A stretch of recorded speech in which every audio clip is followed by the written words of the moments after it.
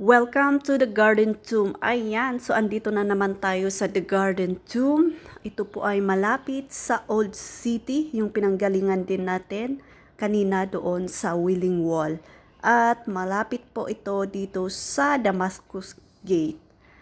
Alright, so isa din po itong paborito ng mga Christian na pinupuntahan kasi naniniwala sila na dito inilibing si Jesus Christ. Kaya maraming Christian ang nagpupunta dito para makita yung kung saan inilibing si Jesus Christ to the Garden Tomb. So ito po ay open and 9 o'clock in the morning. Alright, so ito yung makikita natin dito na maraming bulaklak, iba't ibang bulaklak na makikita po natin. Kaya sinabing garden. Okay, so maraming nag-guide po dito, mag-i-explain kung ano yung mga andito, kung ano yung makikita natin dito. Okay, so may mga iba't ibang bulaklak. Marami po silang flower dito at ito naman yung Skull Hill. Isa din po ito na nagpapatunay na dito inilibing nga si Jesus Christ according to the study of archaeologists. Ay, namali na naman ako, sorry. Then Pilate delivered Jesus to them to be crucified, so they took Jesus and led him away. And he, bearing his cross, went out into a place called the place of a skull, which is called in Hebrew Golgotha, where they crucified him, and two others with him, one on either side, and Jesus in the center.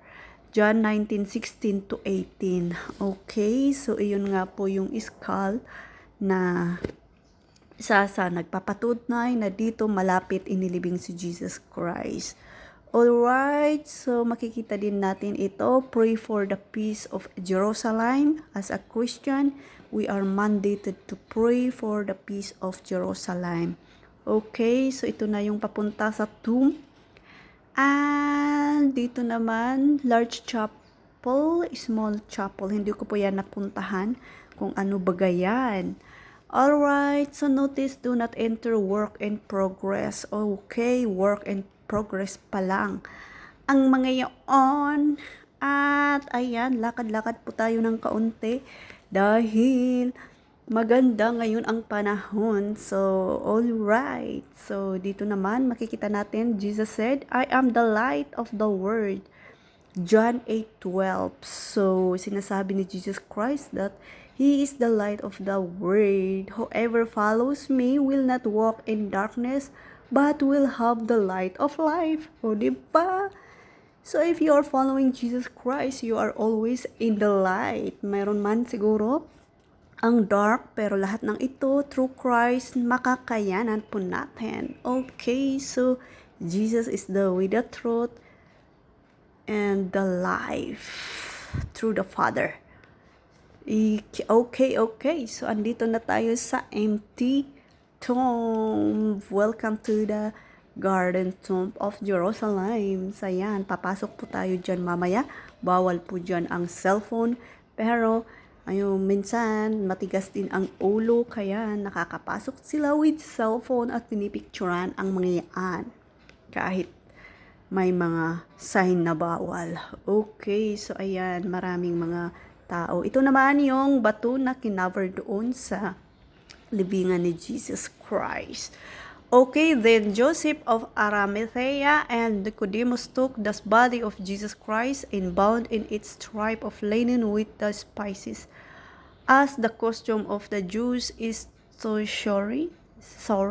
Now in the place where he was crucified, there was a garden, and in the garden a new tomb in which no one had yet been laid. So there they laid Jesus Christ because of the Jews' preparation day, for the tomb was nearby. John 19:40-42.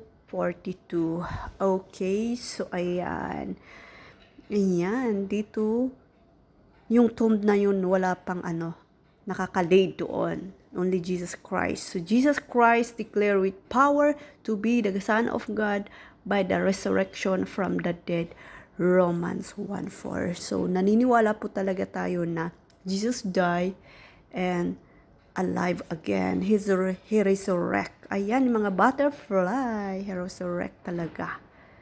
Okay, so do not be afraid. You come seeking for Jesus of Nazareth who was crucified, but he is not here, for he is risen. Mark 16:6. Kaya kailangan po nating maniwala na Jesus died for our sin and resurrect. Nabuhay po siya at yun po yung pag-asa na pinanghahawakan po natin. Alright, so thank you for leaving the flowers good, sabi niya doon. So, dito na tayo sa exit at napakaganda yung business establishment nila dito kasi pag i-exit ka, dadaanan mo talaga ito at mapapabili ka talaga.